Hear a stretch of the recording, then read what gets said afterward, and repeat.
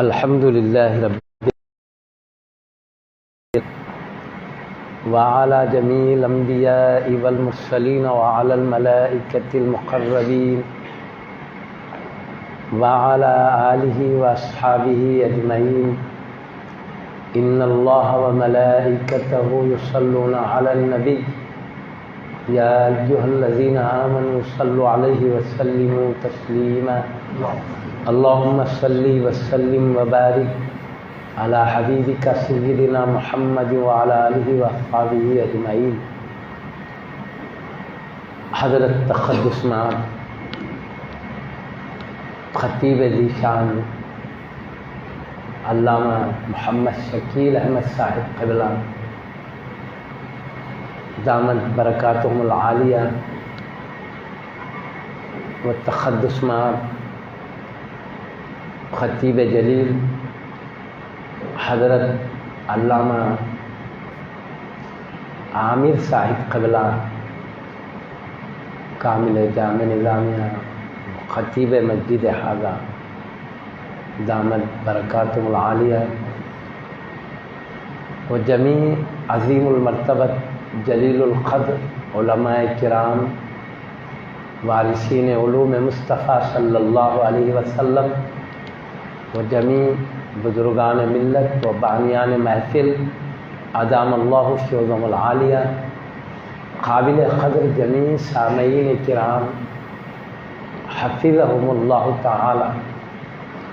ہم پر اللہ پاک کا بے حد احسان ہے کہ اس نے اپنے گھر میں اپنے حبیب کے عظیم نواسے سید الاولیاء حضور سیدنا شیخ سید عبد القادر جیلانی غوث العظم دستگیر رضی اللہ تعالیٰ عنہ کے ذکر شریف کی مبارک محفل میں حاضر ہونے کا شرف عطا فرمایا ہے۔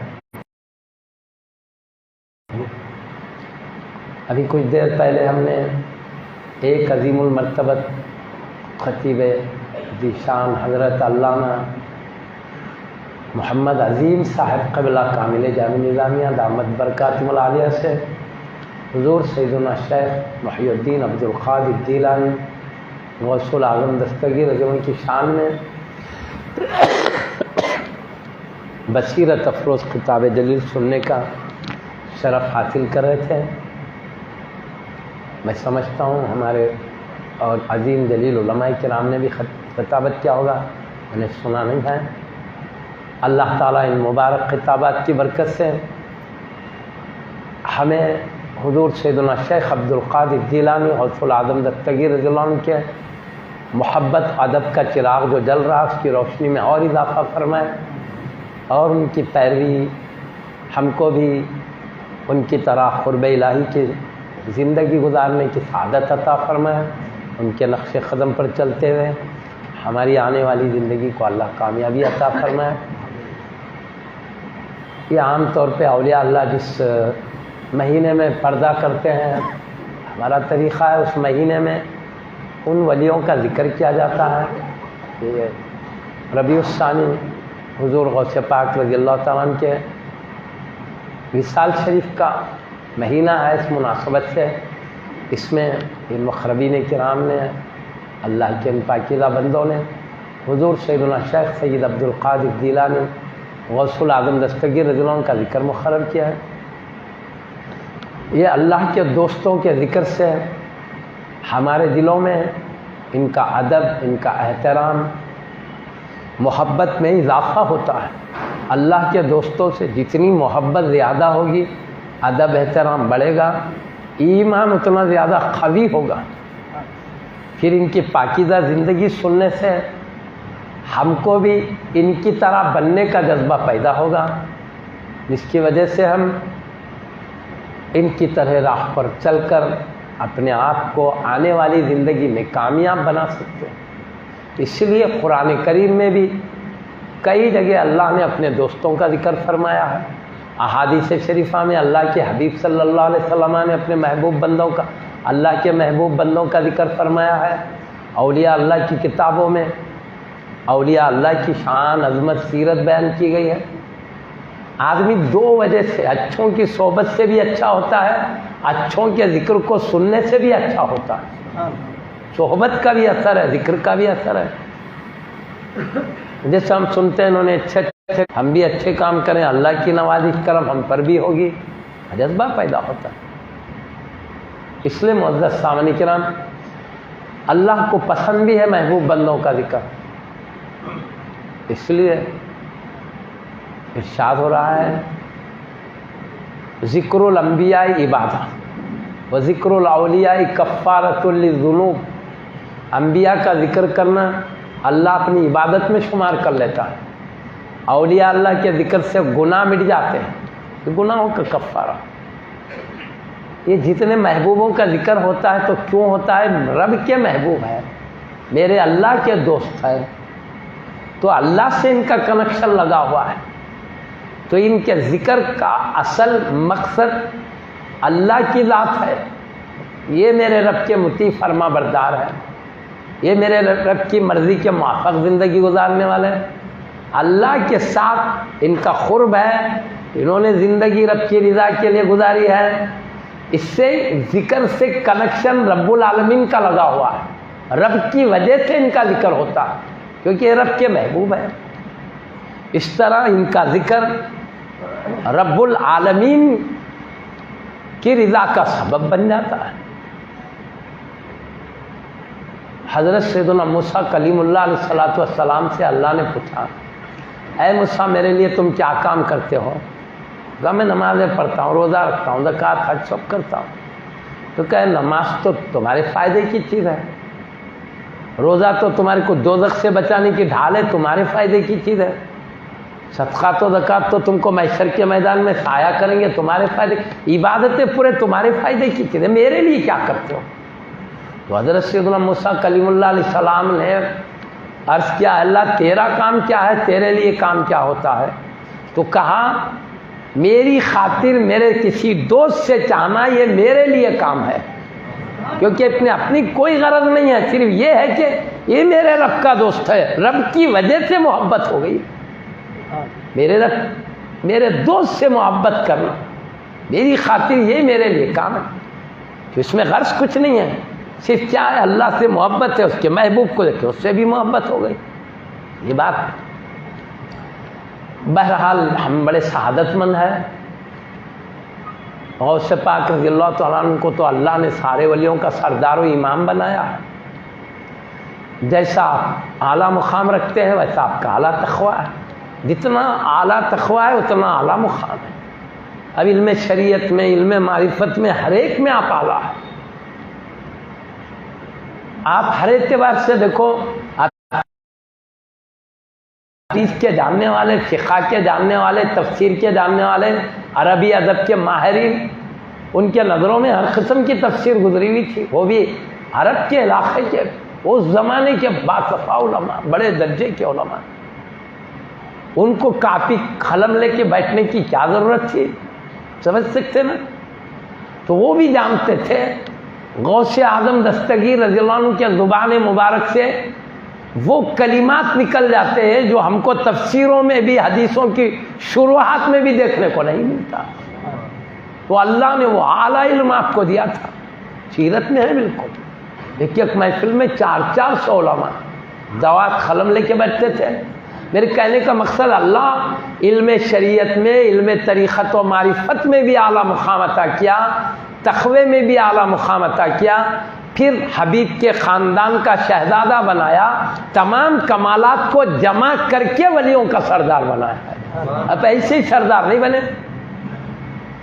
میں آپ کو مثال کے نمونے کے طور پر کرنا چاہتا ہوں. آپ کے زمانے میں بہت بڑے محدث تھے. علماء کرام سے پوچھے، ان کا نام ہے سیدی ابن جوزی رضی اللہ تعالیٰ عنہ.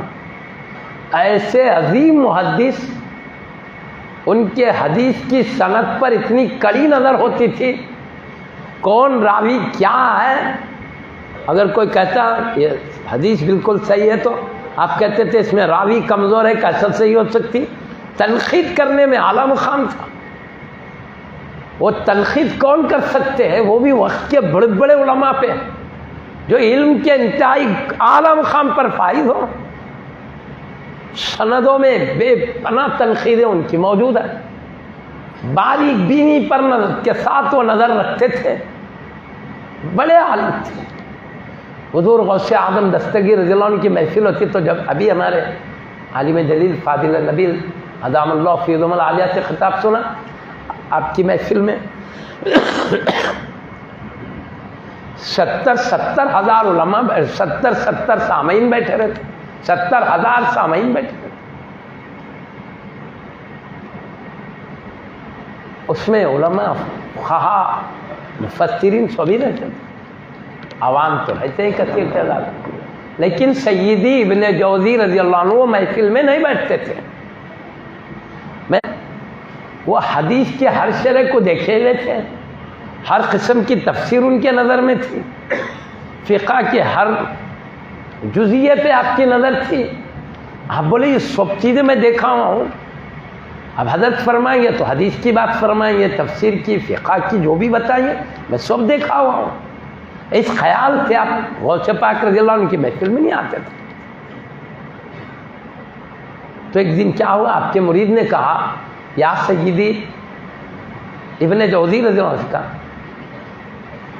बड़े बड़े उलमा भी आते हैं महफिल में, आपको भी अल्लाह ने इंतहाई बुलंद मकाम दिया, लेकिन गौसे आज़म दस्तगीर रज़ियल्लाहु अन्हु के महफिल में आप भी तशरीफ़ लाए तो अच्छा है, आप भी बैठे हैं। तो कहा ठीक है, मुरीद को खुश करने के लिए आके बैठे, कोने में बैठे। इसके बाद उस ज़माने में भी खिरात का तरीक़ा जारी रहता था कुरान पढ़ने का, बल्कि एक वाक़या याद आया मुझे।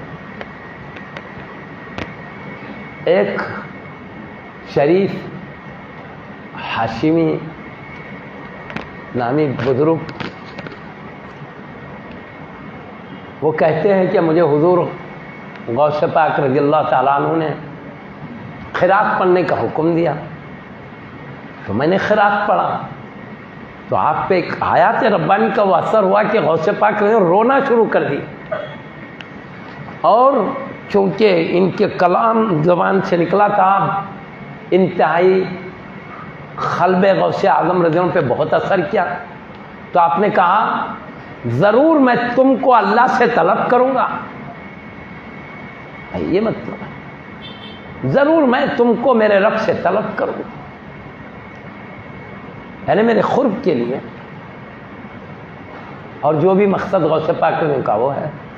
तब ये फरमा रहे थे महफिल में खिरात होने के बाद, एक अल्लाह के वली खड़े हुए हो, एक वली खड़े रह के कहे या सय्यदी शेख अब्दुल कादिर जिलानी गौसुल आज़म रज़ियल्लाहु अन्हु से अर्ज़ करें, मैंने ख्वाब देखा है, ख्वाब में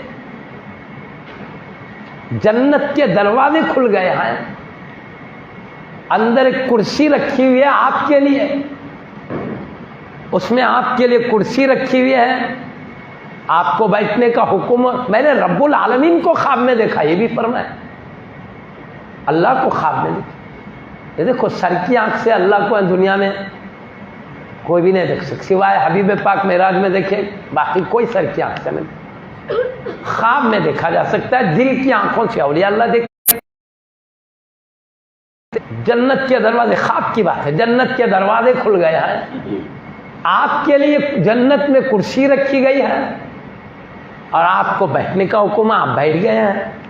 आपको हुक्म हो रहा है कि कुरान, आपको हुक्म हो रहा है कि कुछ कलिमात इरशाद फरमाएं। तो मैंने कहा वो शरीफ हाशिमी मुखरी बुजुर्ग जो है, उनसे कहा था मैं अल्लाह से तुमको तलब करूँगा। वो अर्ज़ करते हैं, मैंने अर्ज़ किया, वो जब तक वो हाशिमी मुखरी नहीं आ जाते मैं भी शुरू नहीं करूँगा अपना कलाम। तो अचानक गौसे पाक रज़ियल्लाहु अन्हु से कहा गया, आप जिस शख्सियत की बात करते हो आ गए हैं महफिल में। जैसे आगे मालूम हुआ तो आपने कलाम करना शुरू फरमा दिया।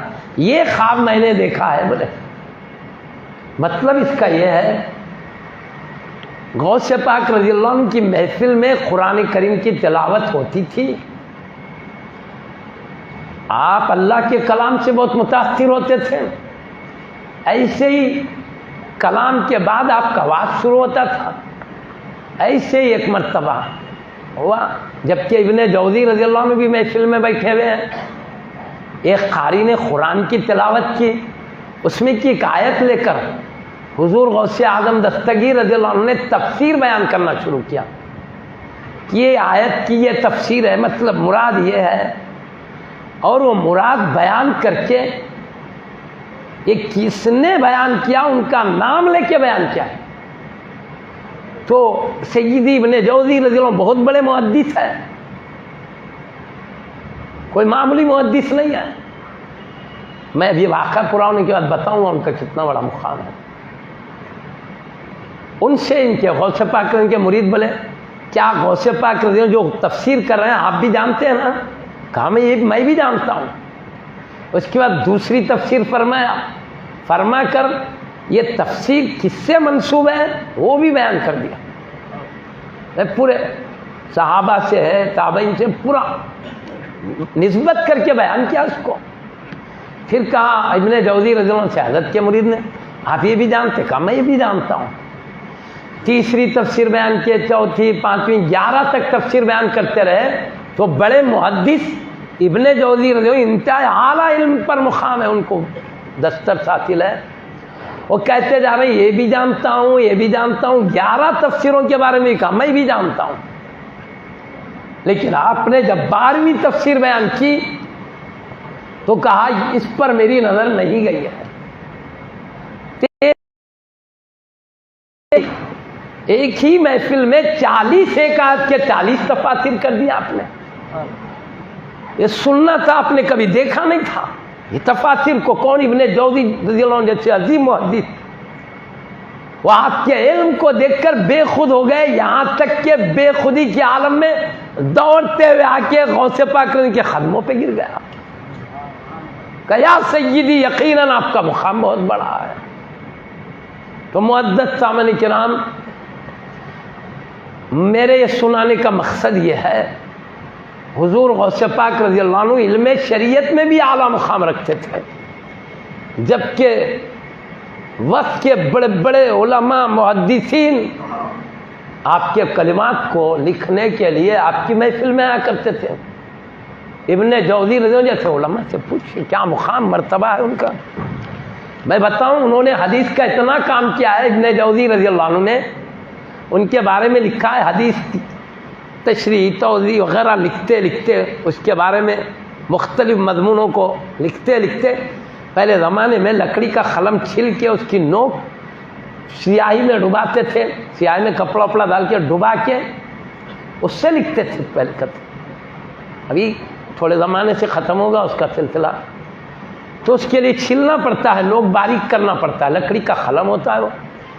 آپ نے اتنا کام کیا حدیث کا, چھلتے چھلتے نوک بناتے بناتے اس کا جو بورا ہوتا ہے نا نکل کے گرتا, دیکھو ذرات, وہ اتنے جمع ہو گئے کیونکہ اس سے حدیث لکھتے تھے. احتراماً کیا کرتے تھے آپ گھر کے کونے میں جمع کر دیتے تھے اس کو, اور اتنا جمع ہو گیا کہ آپ انتقال سے پہلے خاندان والوں کو نصیحت کرتے ہیں کہ جب میرا انتقال ہو دوسری لکڑی سے میرا پانی گرم نہیں کرنا غسل کا, بلکہ میں نے حدیث لکھنے کے لیے جو قلم کے تراشے کیے ہے اس تراشے سے میرا پانی گرم کرنا. بلکہ ان کا عقیدہ تھا حدیث لکھنے میں جو لکڑی استعمال ہوئی اس میں بھی برکت آ گئی ہے, اس سے پانی گرم ہوگا, اس پانی میں بھی برکت آئے گی, اس پانی سے نہاؤں گا میرے بدن میں بھی اللہ برکت دے گا. عقیدہ تھا ان کا. تب ہوا کیا, جب آپ کا انتقال ہوا آپ کو اس بورے سے پانی گرم کیا گیا تو اتنا زیادہ تھا, پانی گرم ہو کے بھی کئی بورا بھی بچ گیا تھا. تو اندازہ کرو آپ نے علم حدیث کا کتنا بڑا کام کیا ہے, وہ بھی غوث پاک کے علم کو دیکھ کر گردن جھکا دیا. تو میرے کہنے کا یہی مقصد ہے, آپ سردار اولیاء جو بنے ہیں یوں ہی نہیں بنے, ہر حیثیت سے اللہ نے اعلیٰ مقام دیا تب آپ کو ولیوں کا سردار بنایا. میں بتاتا ہوں اہم وجہ جو معرفت الہی ہے, شریعت کا علم, معرفت کا علم. تقوی کے بارے میں خود اللہ تعالیٰ ارشاد فرماتا ہے ان اکرمکم عند اللہ اتقاکم.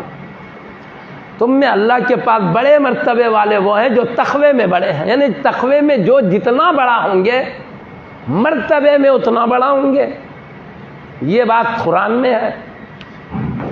تو تقوی کی وجہ سے مراتب ملتے ہیں۔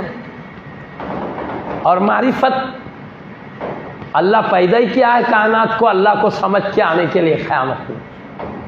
وَمَا خَلَقْتُ الْجِنَّ وَالْإِنسَ إِلَّا لِيَعْبُدُونَ، میں نے جنات اور انسان کو اس لیے پیدا کیا تاکہ وہ عبادت کرے میری۔ اس کی تفسیر مفسرین نے کیا ہے لِيَعْرِفُونَ، تاکہ مجھے پہچانے، کیونکہ جس کی عبادت کر رہے ہیں جب تک پہچان نہ ہو صحیح عبادت نہیں ہو سکتی۔ تو عبادت کے لیے عرفان لازم ہے۔ تو کبھی ایسا بھی ہوتا ہے لازم بلکہ ملزوم، ملزوم بلکہ لازم مراد لینا، یہ عربی کا طریقہ ہے، عربی ادب میں ایسا کثرت سے چلتا ہے۔ عبادت بول کے عرفان لیا جاتا ہے۔ تو یہاں مفسرین وہی کہہ رہے عبادت کہ اللہ نے عرفان مراد لیا، اے لیعرفون، یعنی مطلب یہ تاکہ میری ذات میرے صفات کو پہچانے۔ پیدائش کا مقصد ہی عرفان الہی ہے۔ تو جب یہی مقصد ہے تو اس میں جس کا جتنا کمال ہوگا بڑا درجہ ان کا ہوگا۔ تو حضور غوث پاک رضی اللہ عنہ کو تقوی میں بھی دیکھو، ہم معرفت الہی میں دیکھو، شریعت کی ایک مثال دے دیا ہوں وہ بھی دیکھ لیا۔ میں آپ کو بتا دیتا ہوں، انہیں آپ کو اتنا بڑا درجہ ملا تو یوں نہیں ملا، یہ سب کمالات کے بعد ملا ہے۔ یہ کہنے کا میرا مقصد، عرفان کے بارے میں خدا کا ارشاد ہے، قصیدہ خمریہ ہے۔ خمر بولے تو شراب کو کہتے ہیں۔ وہ قصیدے میں حضور غوث پاک رضی اللہ خود اپنا قصیدہ بنا ہوا ہے غوث پاک کا، اس میں شراب کا ذکر آپ نے فرمایا ہے، اس لیے اس قصیدے کا نام ہی خمریہ پڑ گیا ہے، شراب والا قصیدہ، کیونکہ شراب کا ذکر، خمر کا ذکر اس میں ہے۔ میں بتاؤں اس میں کیا ہے، حضرت اشعار ہے عربی کی مہارت کے لیے اور غوث پاک کے مقامات کو سمجھانے۔ بڑے بڑے دینی مدارس میں وہ قصیدہ خمریہ بھی پڑھا جاتا ہے، ہمارے جامع نظامیہ میں بھی ہے، وہ قصیدہ بردہ پڑھا جاتا ہے، وہ بھی عربی انتہائی درجے کی اعلیٰ عربی ہے اس کی، عربی میں مہارت کے لیے۔ پھر اس میں حبیب پاک کی عظمتیں بیان کی گئی ہے، حبیب پاک کی سیرت ہے، تاکہ وہ بھی حاصل ہو، عربی ادب میں بھی مہارت حاصل ہو، اس لیے قصیدہ دینی مدارس میں پڑھائی جاتی بڑی جماعتوں میں۔ قصیدہ خمریہ میں ایک شعر میں بتاتا ہوں، آپ کیا فرماتے ہیں، سقانی الحب کاسات الوصالی فقلت لخمرتی نحوی تعالی، مجھ کو محبت الہی نے قرب کے پیالے پلائے، محبت الہی نے قرب کے پیالے پلائے، فصیح عربی ہے۔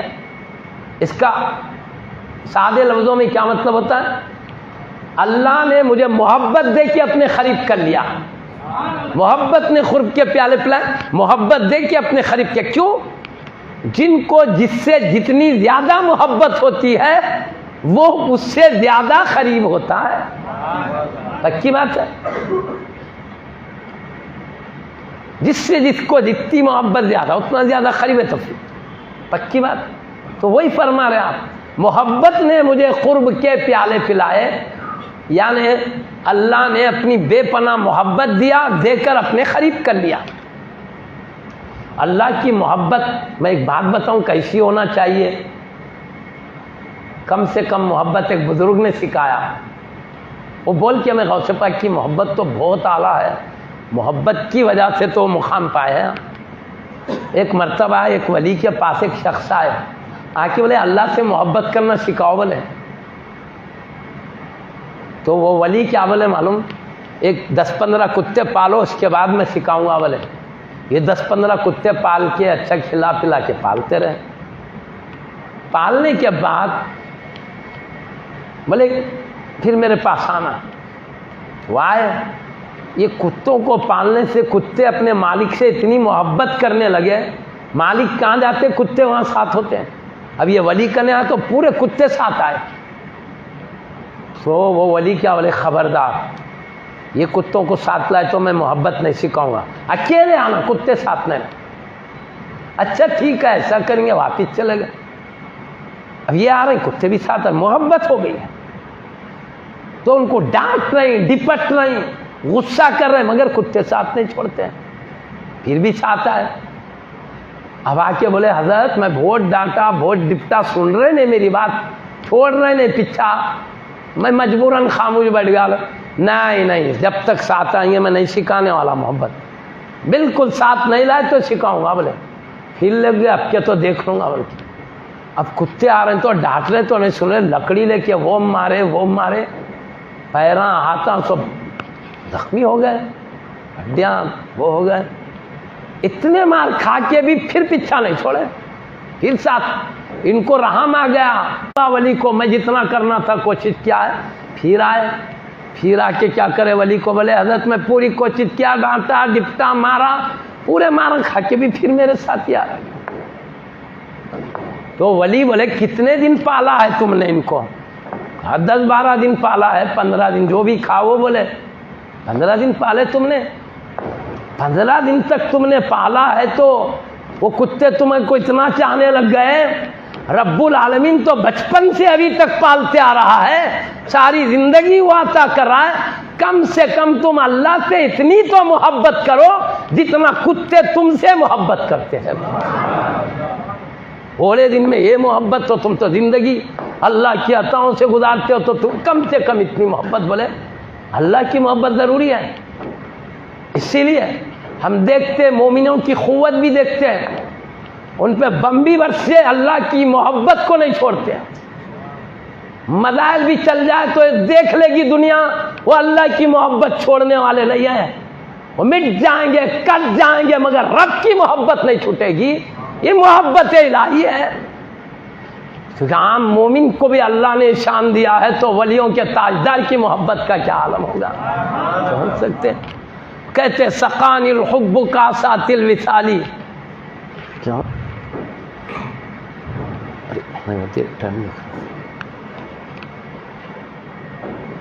اللہ کی محبت نے مجھے قرب کے پیالے پلائے. ارے محبت الہی اللہ کی طرف سے ملی, اسی محبت کی وجہ سے میں رب کے قریب ہو گیا. اور آگے کیا فرماتے ہو؟ فقلت لخمرتی نحوی تعالی, میں نے اپنی شراب سے کہا میری جانب آ. یا شراب سے مراد محبت و معرفت مراد ہے. آپ نے محبت و معرفت کو شراب کہا ہے. کیوں؟ شراب پی کے آدمی جتنا مست ہو جاتا ہے, کسی کی محبت معرفت کا جام مل جائے تو وہ بھی ایسی مست ہو جاتا. تو شراب سے مثال دیے محبت و معرفت الہی کو. اب دیکھو اولیاء اللہ کو اللہ سے محبت ہو جاتی ہے, ان کی معرفت ہو جاتی ہے, تو آبادیاں چھوڑ کے جنگلوں میں چلے جاتے ہیں, یاد الہی میں گم ہے. وہ چاہتے ہیں کہ میں ہوں میرا رب ہو, بیچ میں کوئی مخلوق حائل نہ. ایسے کئی واقعات بزرگوں کے. حضرت سیدی صابر کلیری رضی اللہ عنہ 12 سال تک بے خودی کے عالم میں ایک گلر کے درخت کی شاخ کو پکڑ کر اللہ کے جلووں میں گم ہو گئے, ہوش ہی نہیں ہے. یہ محبت ہے, معرفت ہوئی, بے خودی کا عالم ہے. کیا عالم ہوگا.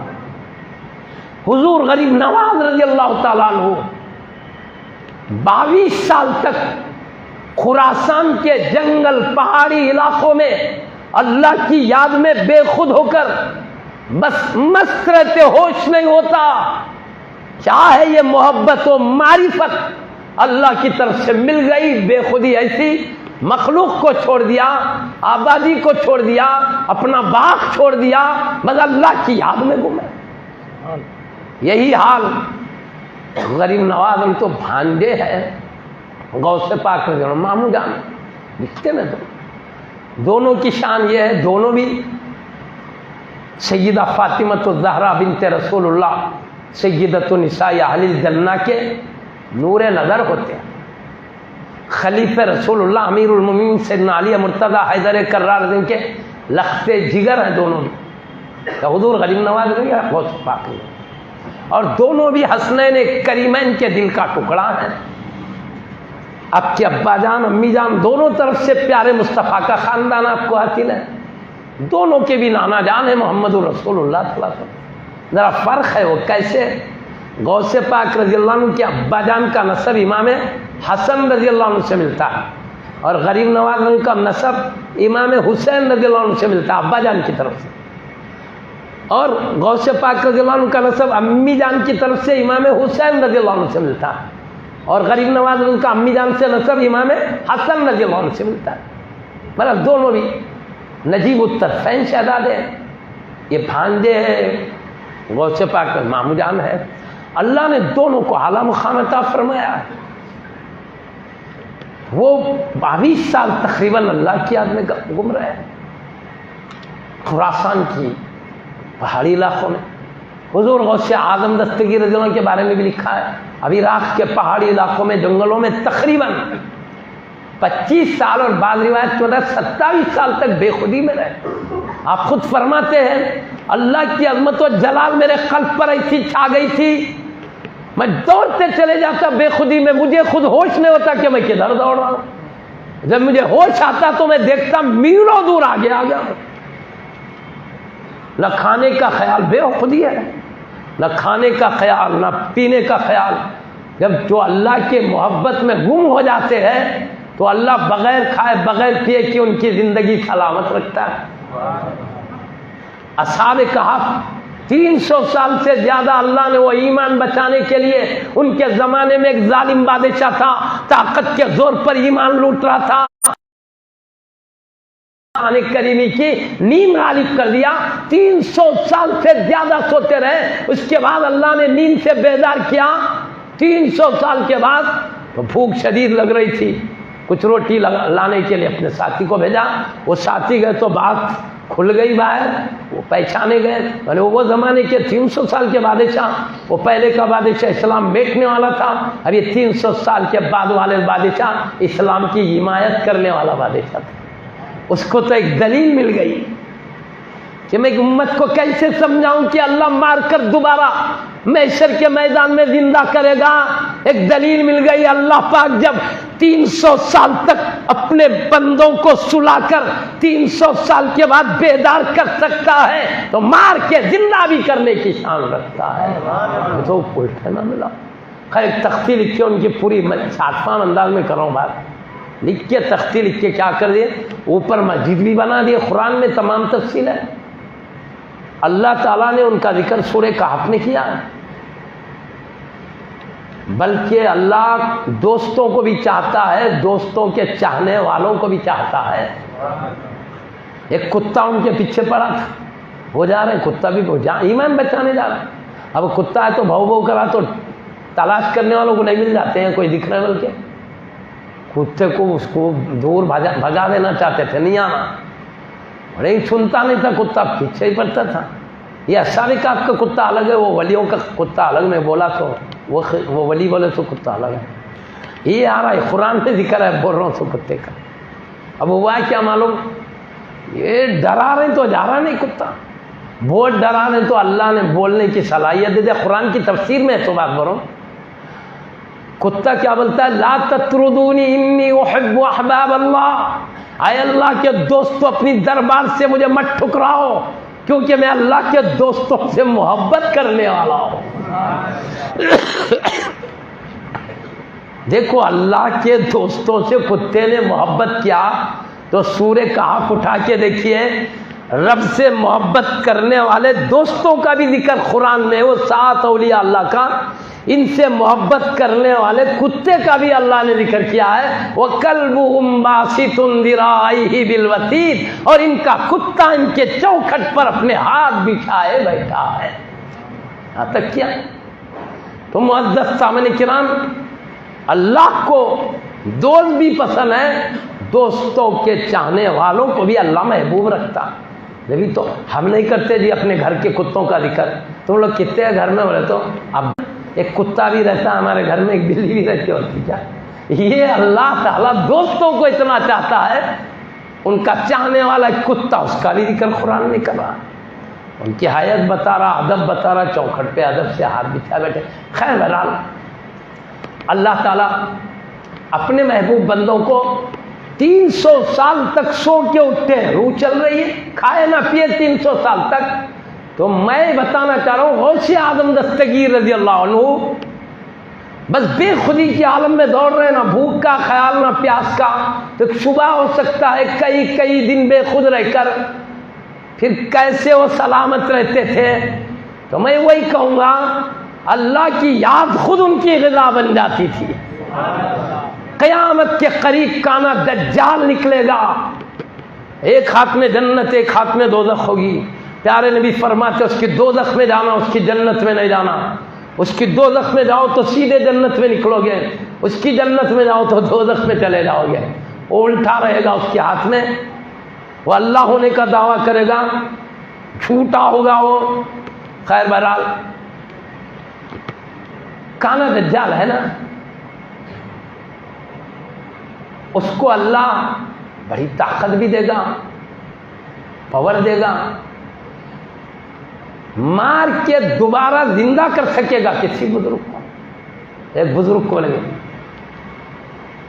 میرے کو خدا مان، بولیں گے میں نہیں مانتا، مار دے گا ان کو، پھر کیا کرے گا؟ زندہ کرے گا۔ زندہ کرنے کے بعد پوری قوم سے جو اس کو خدا ماننے بولے گا اب تو میرے خدا ہونے کو پکا مانے نا تم لوگ۔ بولے ہاں تیرے کو تو ہم تو پہلے ہی مان رہے، اب تو پکا یقین ہوگا۔ وہ بزرگ سے بولیں گے اب تو یقین کرو گے نا میں خدا ہوں، کیونکہ مار کے دوبارہ زندہ کیا ہوں۔ تو وہ بزرگ بولیں گے تو پکا کانا دجال ہے، خدا نہیں ہو سکتا، بول دیں گے، انکار کر دیں گے۔ لیکن اب اس کو پھر مار کر پھر دوبارہ زندہ کرنے کی طاقت نہیں ہوگی، مار تو سکے گا، زندہ نہیں کر سکے، پھر ان کو آگ میں پھینک کے چلے جائے گا۔ خیر بہرحال معزز سامعین کرام، اس وقت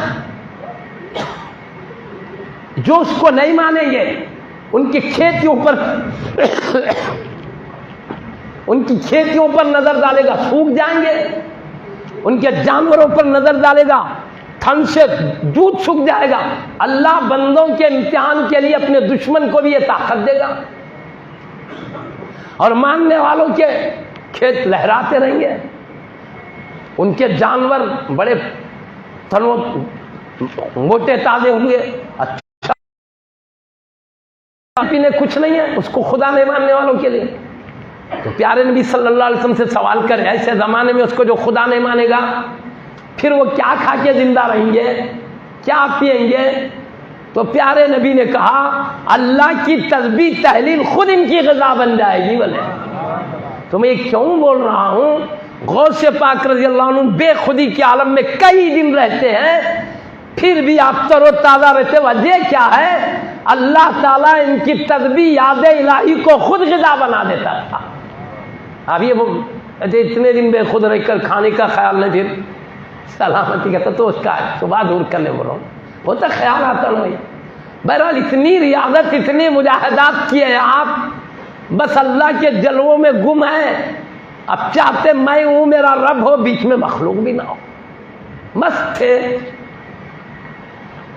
یہ آپ کے تقوی کی طرف اشارہ کر رہا تھا میں۔ اولیاء اللہ جتنے تقوی میں اعلیٰ ہوتے، مرتبے میں اعلیٰ ہوتے، میں بولا نا تقوی تھا آپ کا۔ آئے کیسے آبادی میں معلوم؟ حضور غوث اعظم رضی اللہ عنہ خود فرماتے ہیں لوگوں مجھے مخلوق میں وحشت ہوتی ہے، وحشت ہوتی ہے۔ کیوں؟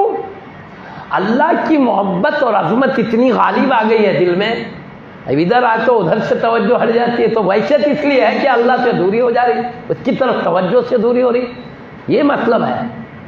مجھے مخلوق میں وحشت ہوتی ہے لیکن میں تم میں اس لیے نظر آ رہا ہوں، اللہ کا حکم ہے کہ تم میں جا کر تم کو رب کے قریب کروں، تو اللہ نے اس بے خودی سے ہوش کی طرف اس لیے لایا تاکہ مقصد یہ ہے اے عبد القادر جیلانی رضی اللہ عنہ، آپ کو صرف قرب الہی تک پہنچنے کے لیے نہیں پیدا کیا گیا، کروڑوں کو قرب الہی تک پہنچانے کے لیے بھی پیدا کیا گیا ہے۔ اس لیے ادھر ہوش میں آپ نصیحت کرتے رہے۔ آپ کے زمانے میں عیسائیت پھیل رہی تھی، یہودیت پھیل رہی تھی، کفر شرک عام ہو رہا تھا۔ وہ ہے جو ہے جہاں بغداد علم کا مرکز تھا، سب سے زیادہ علم وہاں پر تھا، فرقے بھی وہاں سب سے زیادہ تھے۔ کلمہ پڑھ کر کوئی یہ فرقے میں بڑھ گیا، کوئی وہ، قدریہ، جبریہ، معتزلہ، ابھی کیا کیا بولے، مرجیہ، عجیب عجیب قسم کے فرقے ہو گئے تھے۔ آپ نے اللہ کے حکم سے، جیسا کہ ابھی ہمارے پیارے خطیب ملت نے فرمایا، حبیب پاک نے لعاب دہن مبارک ڈالا، پھر آپ کے جد کریم سیدنا علی مرتضیٰ رضی اللہ عنہ نے نصیحت کرو قوم کو، تو آپ چونکہ ڈرتے تھے کہ میں حجم کا رہنے والا، یہ عرب کے رہنے والے، میں کیسے ان کے سامنے بولوں، پیارے نبی سے معروضہ کیا، خواب میں اشارہ ہو کہ نہیں بولو بیٹا، لعاب دہن مبارک ڈالے، تو آپ کھڑے رہے تو سب سے پہلا کلام کتابوں میں لکھا ہوا، اتنا فصیح اتنا بلیغ کلام ہے، آدمی سن کر بے خود ہو جائے، ہم وہ کلمات ادا نہیں کر سکتے جب تک دیکھ کے نہ پڑھ لیں، انتہائی فصیح بلیغ کلام ہے، فکر کا غواص، بحر معرفت میں غوطہ زنی کر کے، بحر شریعت میں غوطہ زنی کر کے اندر سے معرفت کے موتی نکال کر لا رہا ہے، وہ عجیب کلمات ہے جو لوگوں پر ظاہر کر رہا ہے، مگر خیر وہ بے پناہ عظیم کلمات ہے، ہم پورے طور پر ادا نہیں کر سکیں گے۔ پہلی مرتبہ جو کلام کیا، آپ عجم کے رہنے والے ہی، آپ ہی گیلان کے رہنے والے، عجمی علاقہ ہے، آپ بغداد گئے تھے، صرف وہاں بہت بڑا مدرسہ نظامیہ ہے جو علم کا مرکز تھا، دنیا میں سب سے بڑھ کر علم ہوتا تھا، وہاں پر آپ شریعت علم کو اعلیٰ درجے تک پانے کے لیے گئے تھے، اس کا نام مدرسہ نظامیہ، ہمارے حیدرآباد دکن میں جو نظامیہ مدرسہ، اس کا نام بھی جامع نظامیہ ہے، یہ بھی نظامیہ وہ بھی نظامیہ۔ میں کہتا ہوں یہاں غلام پڑھتے ہیں، وہاں آقا پڑھتے ہیں، بہرحال وہاں جو علم آپ نے پڑھا اسی کا فیضان یہیں پر جاری ہے، اللہ کا احسان ہے۔ اللہ کے حبیب نے خواب میں اشارہ کر کے بانی جامعہ شیخ الاسلام عارف باللہ شیخ رسول اللہ حضرت سیدی امام حافظ محمد انوار اللہ شاہ فاروق علیہ رحمت کو مدینہ میں رہ جانا چاہتے تھے، اب ہے ہندوستان کے، گئے تھے رہنے، خواب میں اشارہ ہوا جاؤ دکن جاؤ، وہاں پاکیزہ علم پاکیزہ عقیدہ پھیلاؤ، حبیب کے خواب میں اشارہ کرنے سے آ کر مدرسہ قائم کیا ہے۔ تو خیر بہرحال وہاں تعلیم پانے گئے تھے، تو پانے گئے تو وہاں پر آپ علم کے اعلیٰ مقام پر پہنچے، تو آپ جو واعظ فرماتے تو آپ کے واعظ میں اتنا اثر ہوتا، گمراہ لوگوں کو سمجھانے کا دلائل کا انداز الگ ہوتا، بالکل کھلے ہوئے یہود نصارہ وغیرہ کو ان کے دلائل سے بڑی عظیم انداز میں سمجھاتے، جو کلمہ پڑھ کے بھی مختلف جماعتوں میں گھس گئے تھے ان کے لیے عظیم دلائل اس قسم کے پیش کرتے کہ سینکڑوں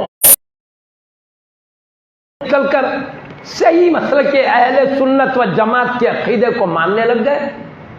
آپ بھی آپ کی کتابوں میں الحمدللہ کتابوں میں بھی آپ نے اپنے پاکیزہ عقائد علوم کو بیان فرمایا ہے۔ آپ چونکہ حنبلی تھے، فتویٰ امام احمد بن حنبل رضی اللہ عنہ اور امام شافعی کے قول کے مطابق دیا کرتے تھے، لکھا ہوا ہے۔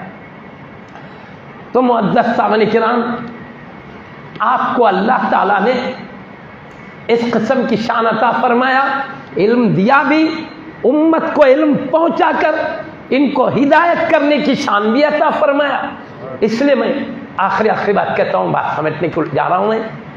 ایک مرتبہ آپ گزر رہے، اتنی کوشش کی، یہ تو کافر لوگ مومن ہو گئے، یہود و نصارہ ایمان کی دولت سے مچر ہو گئے، کلمہ پڑھنے والے جو مختلف فرقوں میں بٹ گئے تھے، عقیدہ حق کو اپنایا، اس کے ساتھ کئی بدعمل لوگ آپ کی انتہائی عظیم نصیحت کی بنیاد پر اتنا اثر ہوتا کہ آپ کے بات پر کئی لوگ بے ہوش پڑ جاتے تھے محفل میں، بلکہ بعض وقت بات کی روح پرواز کر جاتی تھی خوف الہی سے، وہ جلالی واز بھی ہوتا تھا اللہ کا خوف دلانے میں۔ بالکل کتابوں میں لکھی ہوئی بات کہہ رہا ہوں، اپنے دماغ سے نہیں، اندازے سے نہیں لگا رہا ہوں، بڑی ہوئی بات کہہ رہا ہوں۔ آپ کا یہ اثر تھا، ہزاروں لوگوں نے توبہ کر کے نہ صرف اسلام کے موافق پاکیزہ زندگی گزارنے لگے، بلکہ آپ کی تربیت، نگاہ کرم، دعاؤں کی برکت سے ولایت کے اعلیٰ مقامات طے کرنے لگے۔ تو اسی وجہ سے، کیونکہ وہ دور اتنا خطرناک تھا، میں کہہ رہا ہوں نا، ایک طرف کھلا ہوا کفر تھا، ایک طرف کلمہ پڑھ کے بھی بھٹکنے والے لوگ ہیں، ایک طرف بدعملی، بد اخلاقی، ہر قسم کی گمراہی کے اندھیریاں پھیلے ہوئے۔ ایسے نازک موقع پر حضور غوث پاک رضی اللہ عنہ کی کوششوں کی برکت سے ایک انقلاب آیا، ہدایت، اچھے اعمال، اچھے اخلاق کے انوار چمکنے لگے۔ اس لیے اللہ نے خود آپ کو آپ کی شان بتانے کے لیے اسلام کو ایک انسانی شکل میں بھیجا آپ کے پاس۔ آپ جا رہے ہیں تو ایک کمزور آدمی کی شکل میں ایک آدمی نظر آیا، ایک شخص، کہا یا سیدی عبد القادر جیلانی مجھے اوپر اٹھائیے، پڑا ہوا ہے زمین، اٹھانا شروع کیا تو جیسا جیسا آپ اٹھا رہے ہیں طاقتور، تندرست نوجوان، قوت والا پہلوان بن کر کھڑے ہو گیا، کمزور جا کے جوان بن گیا آپ اٹھاتے ہی۔ کہنے لگا غوث پاک جانتے ہو میں کون ہوں؟ کون ہے تم؟ تو کہا میں دین اسلام ہوں، اللہ کے حکم سے شکل میں آیا ہوں، جو زمین پر پڑا ہوا تھا کمزور حالت میں، جو مجھے تم دیکھ رہے تھے، میری وہ حالت ہو گئی تھی، یعنی لوگ اسلام سے دور ہو گئے تھے، صحیح عقیدوں سے دور ہو گئے تھے، شریعت کے احکام سے دور ہو گئے تھے، میرا عالم یہ ہو گیا تھا، لیکن آپ کی مدد کی وجہ سے آج میں اتنا تندرست ہو گیا ہوں، آپ محی الدین ہے، یہ کہنے لگا دین، یعنی دین کو زندہ کرنے والے۔ یہ واقعہ پیش آیا، کتاب میں لکھا ہوا ہے، یہ واقعہ پیش آیا تو آپ کہتے ہیں محی الدین کے نام سے اس سے پہلے مجھے کوئی نہیں پکارتے تھے، لیکن جیسے ہی میں مسجد میں گیا لوگوں کے دلوں میں اللہ نے عجیب بات ڈال دی، میرے کو پہلے کوئی محی الدین کے نام سے نہیں پکارتا تھا، جیسے واقعہ پیش آیا میں مسجد میں جا رہا ہوں، ہر شخص مجھے یا محی الدین کے نام سے یاد کرنے لگے۔ اللہ نے دل میں بھی ڈال دیا، اسلام کو بھی اس شکل میں بھیج کر بتا دیا، آپ کی دست مبارک سے مجھے یہ قوت توانائی ملی ہے۔ تب اسلام کے اعلیٰ مقام پر فائز نہیں تھے، قرب الہی کے ہی مقام پر فائز نہیں تھے، بلکہ ہزاروں لوگوں کو ہدایت کے اعلیٰ مقام تک پہنچائے ہیں، قرب الہی کی انتہائی بلندیوں تک پہنچائے ہیں۔ یہ اعلیٰ مقامات اللہ نے غوث سمدانی رضی اللہ عنہ کو دیا، یہ تمام کمالات، پھر اس کے اوپر حبیب کا شہزادہ بنایا، خاندان بھی عظیم، تقویٰ بھی عظیم، علم شریعت بھی عظیم، علم معرفت و طریقت بھی عظیم، سب بڑی بڑی مقامات دے کر آپ کو سید الاولیاء بنا دیا اللہ جسے چاہے جو چاہے مقام عطا فرما دے۔ ہم تو اللہ کے عطاؤں کے آگے اپنی گردن جھکاتے ہیں، جن کو جو مقام دے اللہ ہم ان کے عظمتوں کے آگے گردن جھکانے والے۔ معزز سامنے کے نام، اب میں اپنی بات ختم کر دیتا ہوں، بہت ٹائم ہوا ہے آپ کا، لیکن ایک بات عرض کر دوں گا، ایک میری عادت ہے جب میں بیان کرتے کرتے کچھ شبہ ہو جاتا ہے، میرے کو خود خیال ہوتا ہے کہ اس میں شبہ ہوگا، تو میرا شبہ دور کرتے ہوئے جانا میرے مزاج میں۔ میں نے آپ کو کہا اسلام ایک کمزور آدمی کی شکل میں ظاہر ہوا غوث پاک کی خدمت بابرکات میں، آپ نے اٹھایا تو قوت آئی، تو ایک سمجھ میں آتا ہے کہ اسلام کوئی جسم تو ہے نہیں، یہ کیسے جسم بن کر آلا تھا بھائی، کچھ کتاب میں لکھ دیا گیا ہوگا، ایسا کیسا اسلام جسم کی شکل میں آ جائے گا، خیال ہوتا نا۔ سب سے پہلے میں بولتا ہوں تو مجھے ہی پہلے سب میں پہلے خیال آتا ہے، ایسا کیسا ہے کہ اسلام بے جان بے جسم جا کے جسم کیسے بن گیا۔ تو جب مجھے خود آتا ہے تو میں خود سوچتا ہوں کہ پھر ایسے کیسے ہو سکتا ہے۔ تو میں ایک بات بتاؤں، اللہ کی قدرت اتنی عظیم ہے کہ بے جسم کو جسم عطا فرما دے۔ میں نے ایک حدیث پڑھا ہے، جب انتقال ہو جاتا ہے کسی کا، خبر میں جاتے ہیں وہ عبادت گزار بندہ، ارے عبادتوں کے ساتھ کچھ گناہ بھی ہو جاتے ہیں، وہ غلطیاں بھی ہوتے ہیں، تو نمازی تھا، نماز کونے میں حسین شکل میں آ جاتی ہے تاکہ اس کو انس و راحت ہو، روزہ ایک حسین شکل میں آ جاتا ہے، زکوٰۃ ادھر آ جاتی ہے، صدقہ ادھر آ جاتا ہے، اطراف سے خبر کے اندر گھیر لیتے ہیں تاکہ یہ انتقال کرنے والے کو ان کی عبادتوں کی برکت سے خبر میں سکون رہے۔ ابھی ہم کوئی ہمدرد نہیں، کوئی مونس نہیں، بے کسی بے بسی کا جگہ ہے، تنہائی کی جگہ ہے، ایسے ٹائم میں عبادتیں حسین شکل میں آتی ہے تاکہ ان صلاحت ہو۔ اب کچھ گناہ بھی ہو جاتا ہے تو عذاب کا فرشتہ وہاں بھی پہنچتے ہیں، وہ عذاب کا فرشتہ آتا ہے اندر، تو نماز کہتی ہے بھائی یہ بندہ ابھی دنیا کی مصیبتوں آفتوں سے ابھی تو نکل کے ابھی آرام کر رہا ہے، ہم تم کو خلل ڈالنے نہیں دیں گے آرام میں۔ نماز ناکام ہو جائے تو روزہ باہر کر لیتا ہے، بھائی جائیے آپ، اللہ کو جتنا فرشتے پسند ہے اس سے زیادہ عبادتیں پسند ہیں۔ اب یہ کہتے ہیں آپ جائیے، ابھی اللہ کا بندہ دنیا کی مشکلات مصیبتیں سہ کر نکل کے آیا ہے، آرام کرنے دیجیے، یہ کر دیں گے باہر۔ تو وہ صبر ہوتا نہیں مشکلات پر، جو صبر کرتا ہے بندہ وہ ایک کونے میں رہ کے بولے گا میں دیکھ رہا تھا تم لوگ اگر کمزور پڑ جاتے عذاب کے فرشتے کو خبر کے باہر کرنے میں تو میں آگے بڑھ کر ان کو باہر کر دیتا۔ یہ حدیث ہے، یعنی صبر کوئی جسم نہیں ہے، نماز کوئی جسم نہیں۔ ارے اپنی جسم سے جھکنے کا نام نماز ہے، رکوع میں جانے، سجدے میں جانے، قاعدے میں جانے کا نام نماز ہے۔ نماز خود کوئی جسم ہے کیا؟ نماز ہی کا جسم ہوتا ہے، نماز کا خود جسم نہیں ہوتا ہے۔ روزے کا کوئی جسم نہیں، بھوکے رہنے کا نام روزہ ہے، وہ بھی کوئی جسم نہیں کیا جی؟ نہیں ہے۔ اللہ کی قدرت دیکھیے، قبر کے اندر بے جسم کو جسم کر کے عطا کر رہا ہے، قدرت الہی کہتے ہیں اسے۔ جب عبادتوں کو اللہ جسم کی شکل میں ظاہر کر سکتا ہے، اسلام کو بھی غوث پاک کے لیے شکل میں ظاہر کرے تو کوئی تعجب نہیں۔ اچھا آپ دیکھیے مشہور حدیث ہے، زکوٰۃ نہیں ادا کرنے والوں کے لیے ہے، وہ زکوٰۃ جو نہیں ادا کرتے ان کی جو سونا ان کا چاندی جو ہے نا وہ گنجے سانپ کی شکل بن جائے گا، سانپ کی شکل جی، بن کے آ کے زکوٰۃ ادا نہیں کرنے والوں کو ڈسے گا، بلکہ ہے محشر کے میدان میں وہ بھاگے گئے میں پیچھے پڑ کے ڈسے گا۔ کون زکوٰۃ ادا نہیں کرے تو سونا چاندی، کہ تو بھی سونا چاندی سانپ ہو سکتا کیا جی؟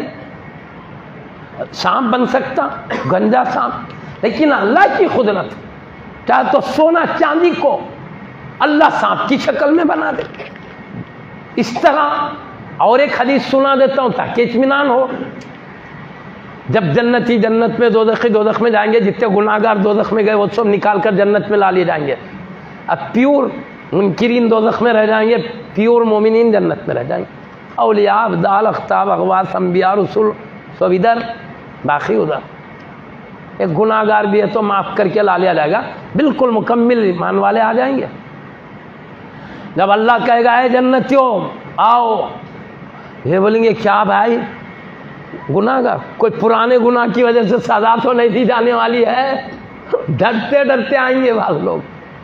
ادھر دوزخیوں کو بھی بلایا جائے گا آئیے، وہ کہیں گے اب کیا دوزخ سے نکلنے کا وقت تو نہیں آ گیا، خوشیوں سے آئیں گے۔ مگر ان دونوں کے سامنے حدیث شریف میں آیا ہے موت کو کالے دمبے کی شکل میں لایا جائے گا، کالے دمبے کی شکل میں لا کر جنتیوں دوزخیوں کے سامنے ذبح کر دیا جائے گا۔ اللہ فرشتوں کو حکم دے گا، فرشتہ ذبح کر دے گا۔ ذبح کرنے کے بعد اللہ کے حکم سے فرشتے کہیں گے اے جنتیوں تمہیں مبارک ہو، تمہیں کبھی موت نہیں آئے گی، ہمیشہ نعمتوں میں رہو گے، اللہ کے رحمت و کرم میں رہو گے، مبارک ہو تمہیں فضل الہی۔ انہیں بولیں گے اے دوزخیوں کبھی تمہیں موت نہیں آئے گی، کم سے موت تو آتی تو بچے نکلنے راستہ نکلتا، ہمیشہ اس میں رہو گے۔ تو جنتی خوشیوں سے جھومتے ہوئے لوٹیں گے، یہ پریشانیوں میں اضافہ کے ساتھ لوٹیں گے۔ ہے اب بولو موت جسم سے روح کے الگ ہونے کا نام موت ہے؟ موت کوئی جسم ہے کیا جی؟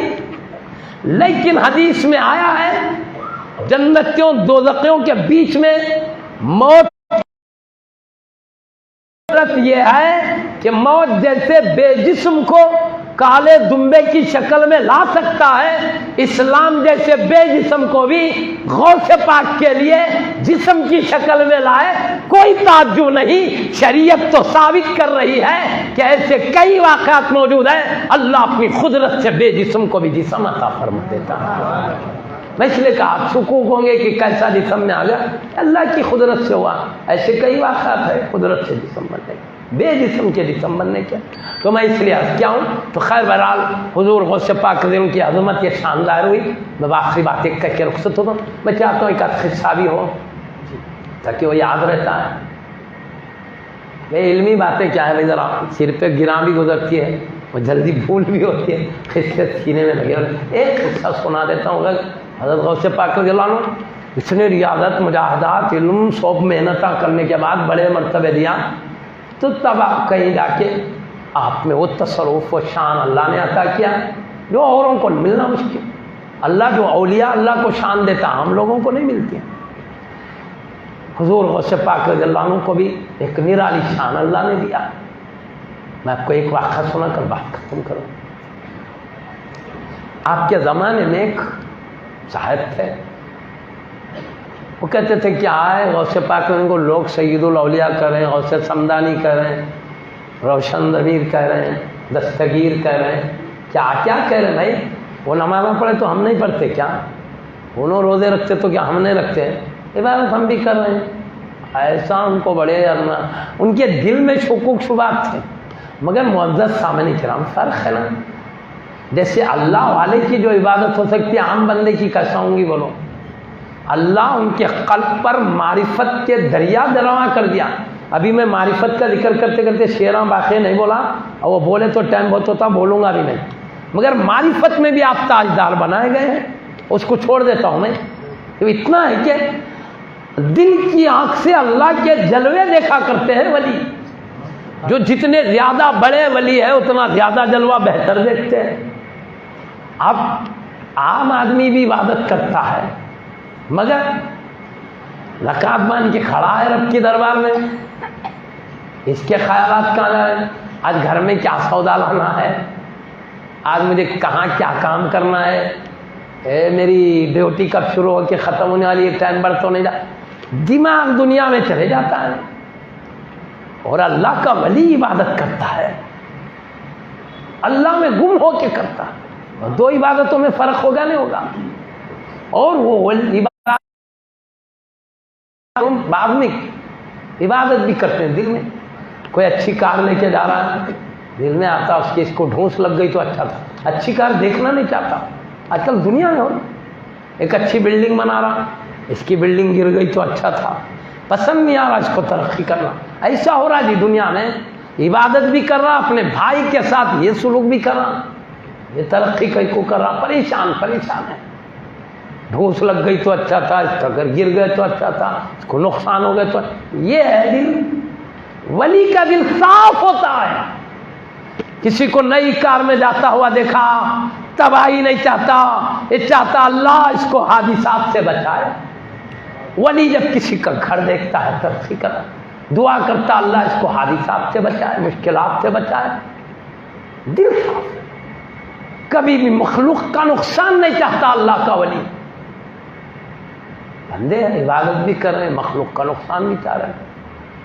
اللہ والے نہیں ہے، خیر چاہتے، اتنا اپنے لیے بھلا چاہتے، اپنی اللہ کے بندوں کے لیے اتنا بھلا چاہتے، وہ پاکیزہ دل کے ساتھ عبادت کرتے ہیں۔ میرے کہنے کا مقصد عبادت کو دیکھ رہے ہیں، کس پاکیزہ قلب کے ساتھ وہ عبادت کرتے ہیں، کتنی طاقتور روح کے ساتھ عبادت کرتے ہیں، ان کی عبادتوں میں کتنا اللہ کے عظمت و جلال میں فنائیت ہے، وہ نہیں دیکھ رہے ہیں۔ ہے کدھر بھی خالہ تو پڑھ لے تو برابری ہو جاتی کیا جی؟ تو خیر بہرحال وہ تو خیر بڑے بزرگوں بعد میں بڑے مقامات پائے ہیں، تو حضرت کو خیال ہوتا تھا کیا حضرت کو اتنا غوث پاک کو سید الاولیاء تاجدار اولیاء کہا جاتا ہے۔ ایک دن کیا ہوا، ظہر کا ٹائم تھا، وہ ضرورت کے لیے جنگل میں جا رہے، پہلے کے لوگ جنگلوں میں بہت جاتے تھے، جنگلوں کی طرف جا رہے تھے تو اذان کی آواز آئی، وہ بھی کہاں سے؟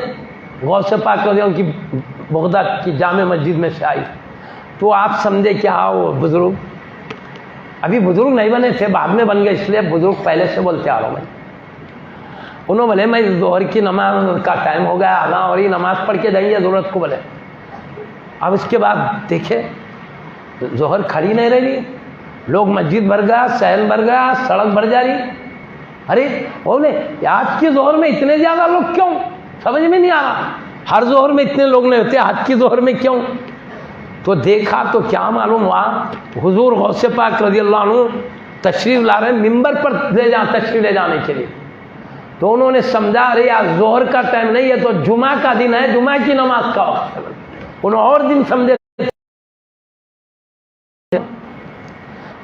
ابھی نو بولے ظہر جلدی پڑھ لے کے جاؤں گا ضرورت کے لیے. بولے مگر ہوا کیا؟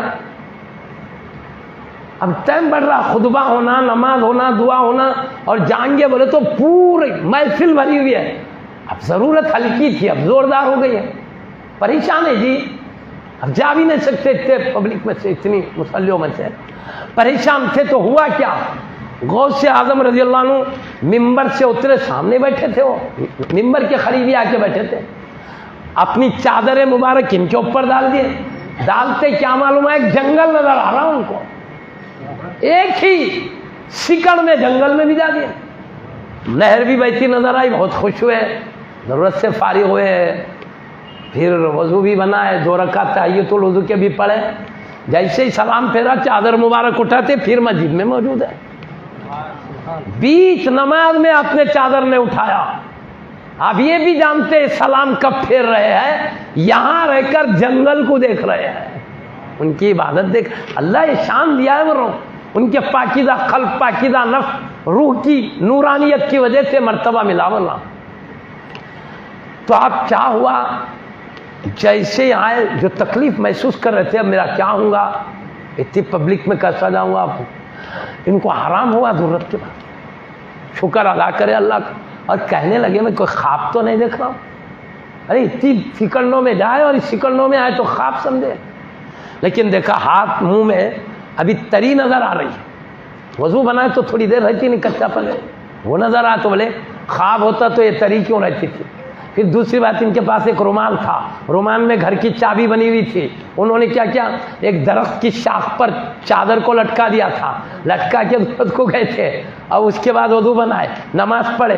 وہ جو ان کے رومال تھا نا، چابی کا رومال، وہی لٹکا ہوا ہے جھاڑ کی شاخ پر. یہ ادھر نماز پڑھ رہے ہیں، نماز کا سلام پھرتے تھے، اٹھا لیے.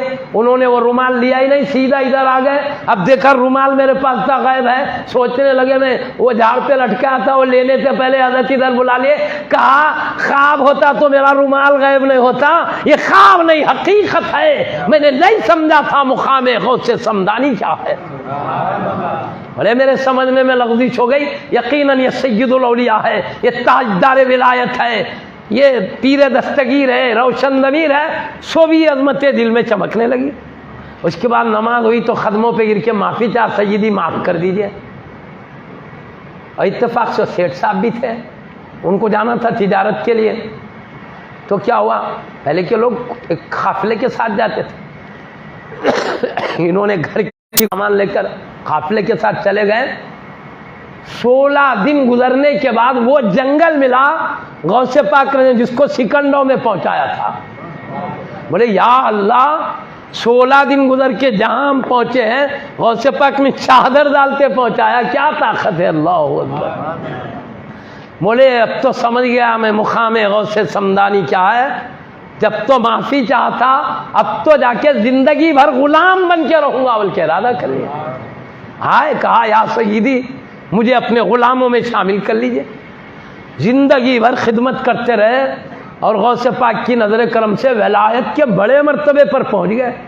کسی زمانے میں غوث پاک کی عظمتوں میں شک کرتے تھے، مگر اب ولایت کے اعلیٰ مراتب پر پہنچ گئے. غوث پاک کی کوشش ہو، نگاہ کرم کی برکت سے. معزز سامعین کرام، میں غوث پاک کے تصرف کو بتا رہا تھا، کتنی روحانی پاور طاقت اللہ نے دیا. میرا بات اب یہی ختم ہو جانے کی ہے، لیکن سوال یہ ہے شبہ دور ہونے کا. ایسا کیسا ہو سکتا ہے ایک سیکنڈ میں اتنی دور چلے جائے، ایک سیکنڈ میں یہاں آ جائے. یہ شبہ دور کر دے تو بات ختم ہو جائے گی. صرف شبہ دور کرنے بولوں، ورنہ یہاں پہ بات ختم ہے. اس کو دور کرنے کا کیا طریقہ ہے معلوم؟ جب دل میں شبہ ہے دور کرنے یا تو قرآن کے آیات تک پہنچنا یا حدیث تک پہنچنا۔ اب ہم آیات ربانی کی طرف آپ کے ذہن کو لے جائیں گے۔ کیا ولی سے ایسا ہو سکتا ہے کہ پلک جھپکنے میں اتنا تصرف کر سکے؟ کیا قرآن بھی تائید کرتا؟ وہ سمجھنے کے لیے جائیں گے، بات ختم کر دیں گے۔ اب سنیے، میں ایک واقعہ سنا کے بس کرتا ہوں۔ غالباً سورہ نمل میں واقعہ ہے۔ اللہ نے سیدنا سلیمان علیہ السلام کو نبی بھی بنایا تھا، بادشاہ بھی بنایا تھا ملک شام کے۔ آپ بادشاہ تھے، آپ کے زمانے میں بلقیس رضی اللہ عنہ ملک یمن کی ملکہ تھی، بادشاہ تھی، اور آپ چونکہ بادشاہ ہونے کے علاوہ نبی بھی تھے۔ نبی کی ذمہ داری ہوتی ہے، فرض عین ہوتا ہے کہ اللہ کا پیغام بندوں تک پہنچائے۔ اولیاء کے فرض کفایہ ہے، علماء کے لیے فرض کفایہ۔ بعض علماء حق پہنچا دے تو دوسرے بری ہو جاتے ہیں، مگر انبیاء کا معاملہ نہیں، ہر نبی پہ ذمہ داری ہے پیغام پہنچا دیں۔ ذمہ داری عوام پہ بھی پہنچائیں، رعایا پہ بھی پہنچائیں، بادشاہوں پہ بھی پہنچائیں، کمزوروں پہ بھی طاقت ہر ایک کے پہنچانا ہے۔ تو آپ کیا کریں؟ بلقیس رضی اللہ عنہ کو خط لکھ کے بھیجے۔ وہ ملکہ تھی، بادشاہ تھی، اللہ نے حکومت دیا تھا، مگر وہ اللہ کو چھوڑ کے سورج کی پوجا کرتی تھی۔ تو آپ نے ایک خط لکھ کے بھیجا، اور آپ ایسے بادشاہ تھے، انسان بھی تابع تھے، پرندے بھی تابع تھے آپ کے، جنات بھی تابع تھے آپ کی محفل میں سب بیٹھے تھے، حتیٰ کہ ہوا کو بھی اللہ نے تابع کیا تھا، وہ بادشاہ بھی اللہ کا تیز بولے تو تیز، ہلو وہ سب ذکر قرآن میں، تیز کا بھی ہلو کا بھی۔ میں سوب نہیں بولنا چاہتا، اب جلدی جلدی ختم کراؤں۔ اب ہوا کیا، سیدہ بلقیس رضی اللہ عنہ کو خط لکھ دیا کہ تم اللہ کی پوجا کرنا چاہیے، سورج کی نہیں۔ سورج مخلوق ہے، ساری مخلوق اللہ کی عابد ہے، عبادت کرنے والا، اللہ ہی معبود ہے، وہ اکیلا معبود ہے، اس کے علاوہ کوئی معبود نہیں ہو سکتا۔ سورج خود اللہ کی مخلوق ہے، وہ بھی معبود ہے، وہ بھی عابد ہے رب العالمین کا، وہ بھی رب کے دربار میں عبادت ہی کرتا ہے، اللہ کی پاکی وہ بھی بیان کرتا ہے۔ تو خیر بولے، اب یہ لمبا قصہ ہوا۔ ایک وقت وہ آیا، سیدہ بلقیس رضی اللہ عنہ اپنی فوج، اپنے مشیر کے ساتھ سیدنا سلیمان علیہ السلام کے پاس دین حق کی بات سن کر ان کے پیغام کو ماننے کے جذبے سے تشریف لا رہی تھی۔ تو اب آپ کے محل میں داخل ہو گئی، ملک یمن سے نکل گئی، ملک شام میں داخل ہو گئی۔ آپ کے محل میں آنے کے لیے 1 فرسنگ کا فاصلہ تھا، 1 فرسنگ طے کرتی تو محل میں آ جاتی۔ ایسے ٹائم حضرت سیدنا سلیمان علیہ السلام نے اپنے محفل میں جو خطاب کیا، اللہ نے اس کا ذکر حبیب سے بیان کیا۔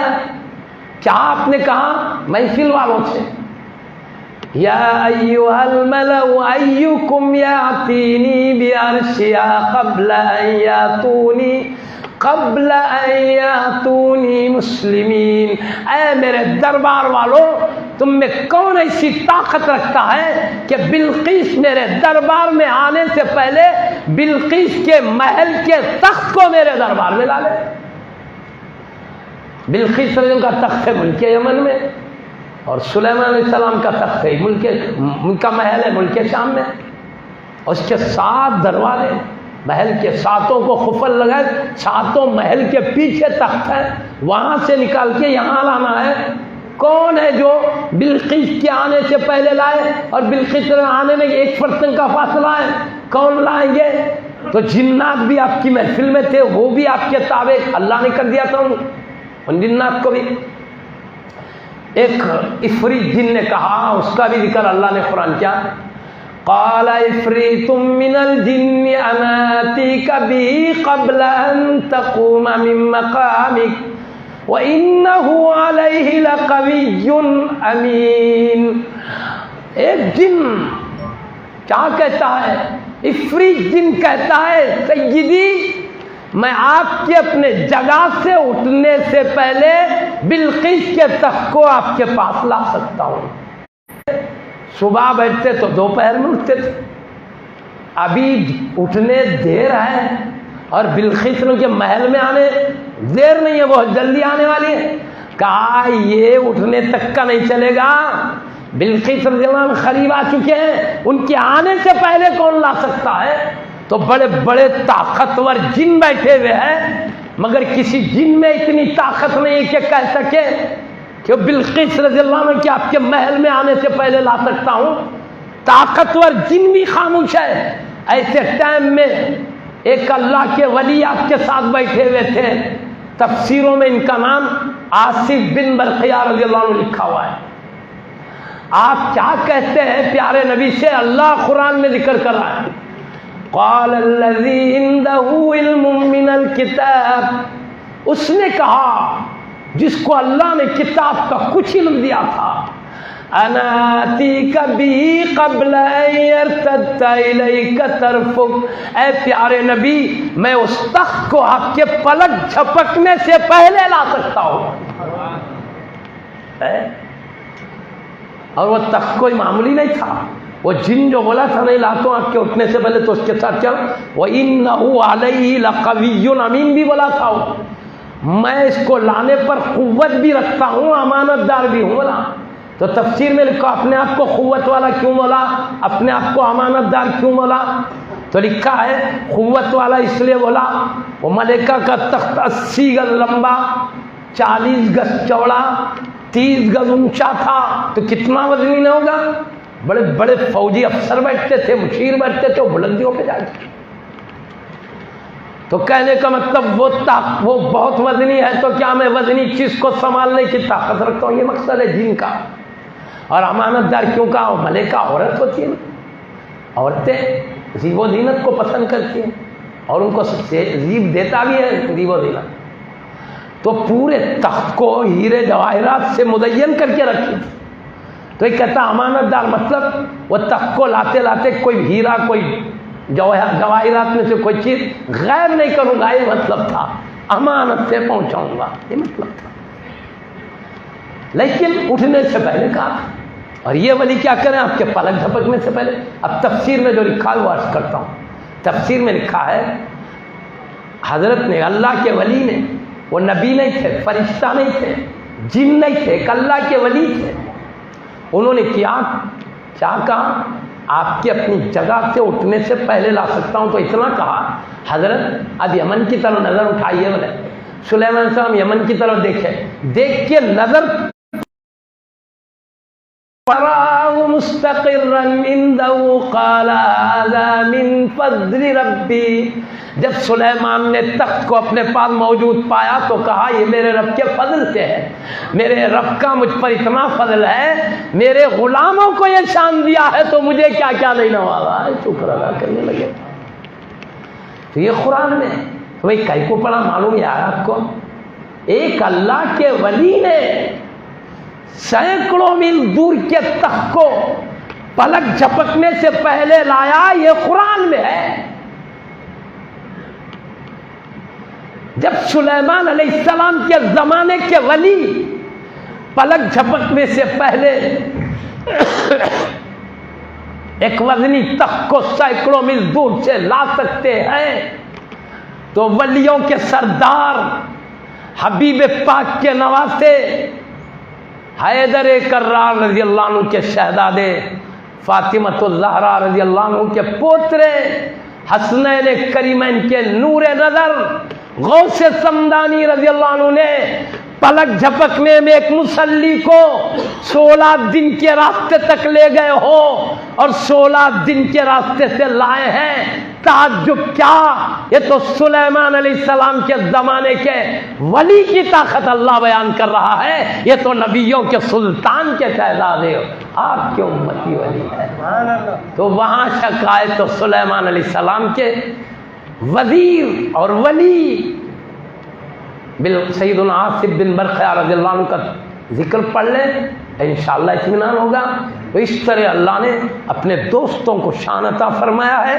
تو معزز سامعین کرام, ہم بھی مشکلات میں ہو یاد کریں نام کو, یقیناً ہمارے بھی حفاظت فرما, نگاہ کرم فرما دیں, مشکلات ٹل جائیں گے. اللہ تعالیٰ اس نورانی محفل کو قبول فرمائے. جنہوں نے شیراز صاحب کے فرزند لاپتہ دعا فرمائے جلد سے. اللہ تعالیٰ غوث سمدانی رضی اللہ کے ذکر کے غوث پاک کی ذات بابرکات کے صدقے میں, تمام اولیاء کرام کے صدقے میں, اہل بیت اعظام صحابہ کرام تمام ملائکہ، انبیاء کرام، رسول اعظام، سید الانبیاء کے صدقے طفیل میں چراغ صاحب کے فرزند کو جو جہاں کہیں ہیں واپس گھر کو واپس کر دے پاک پروردگار، ان کو کوئی بھی خوشخبری ان تک پہنچا دے، اے پاک پروردگار مشکلات سے خاندان کو بچا لے، اور جو جن مشکلات میں سب کی مشکلات کو تیری عظمتوں کے صدقے میں، تیرے حبیب کے شان و عفت کے صدقے میں، سارے انبیاء ملائکہ کرام کے صدقے میں، سارے خلفاء راشدین اہل بیت کرام صحابہ اعظام مقربین کے صدقے میں، غوث سمدانی رضی اللہ عنہ کے صدقے میں، ان کے قدموں میں رہنے ہر مشکل سے اس امت کی حفاظت فرما لے، ان سے آفتوں مصیبتوں کو دور فرما دے، ان پر جہاں کہیں مشکلات آ رہے ہیں ان مصیبتوں کو دور فرما دے آقا، اپنے شان کریمی سے ایک نگاہ کرم فرما دے آقا، ایسا امتحان نہ لے تیرے بندوں سے جس میں ناکام ہو جائے، جو بھی امتحان لے آقا کامیابی عطا فرما، انہیں بلندی عطا فرما، ان کے مال و جان کی حفاظت فرما، عزت و آبرو کی حفاظت فرما، دین و ایمان کی حفاظت فرما۔ اے اللہ ہمارے لیے سب کچھ لٹانا آسان ہو جائے مگر تیرے دین پاک کی عظمتوں کو لٹانا ہمارے لیے مشکل کر دے، ہم دین پاک کی حفاظت کے لیے سب کچھ لٹانے والے ہو جائے لیکن ہمارے سینے میں دین پاک کی عظمتوں کا چراغ روشن رکھا خواہ کوئی دھوکے باز نہ تو اس کو دھوکے سے بجھا سکے اس روشنی کو، نہ کوئی طاقت والا طاقت کے زور سے بجھا سکے۔ اللہ ہم میں جو بیمار و مصیبت زدہ ہے ان کی بیماری و مصیبتوں کو دور فرما دے، آسانیاں راحت عطا فرما دے، خصوصاً اس علاقے کے جتنے لوگ تیرے حبیب کے نواسے کا نام سن کر آئے ہیں گھر کو پہنچنے سے پہلے گناہوں کو نیکیوں سے بدل دے آقا، ہمیشہ گناہوں سے حفاظت فرما لے آقا، ہم سب کو اطاعت کی توفیق عطا فرما دے، گناہوں نیکیوں سے بدلنے کے ساتھ فرما برداری بھی ہمیں عطا فرما دے، ہمیشہ ایسے راستے سے بچا جس میں تیرا غضب ناراضگی آقا، ایسے راستے پر چلنا آسان فرما دے جس میں تیری رضا اور قرب ہے پاک پروردگار۔ یہی علاقے والے نہیں پورے دنیا کے جتنے تیرے پیارے بندے ہیں سب کے ساتھ تیری نگاہ کرم کا معاملہ فرما خواہ، اور جو تیرا نام لینے سے بیدار نظر آتے ہیں، تیرے نام لینے والوں سے پریشان نظر آتے ہیں، تیرے حبیب کا نام سن کر پریشان ہو جاتے ہیں، تیرے پاک کلام اور اسلام کا نام سن کر یہ پریشان ہو جاتے ہیں، اللہ اپنے شان کریمی سے ان کو بھی ہدایت عطا فرما، وہ بھی اسلام کی عظمتوں کو سمجھنے لگے جو اسلام کا نام سن کر حیران ہو جاتے ہیں۔ اے اللہ قرآن کی عظمت انہیں بھی عطا فرما، تیری عظمت تیرے نبی کی شان انہیں بھی عطا فرما، انہیں بھی ہدایت کی دولت سے نواز دے، اپنے شان کریمی سے جن کو تو ہدایت دیا اس پر ثابت قدمی عطا فرما، ثابت قدمی کے ساتھ اطاعت کرنے کی توفیق دے، اسی پر خاتمہ فرما، آمین بجاہ حبیب کا سید المرسلین صلی اللہ علیہ وعلی آلہ وصحبہ اجمعین برحمتک یا ارحم الراحمین والحمد للہ رب العالمین بحق لا الہ الا اللہ۔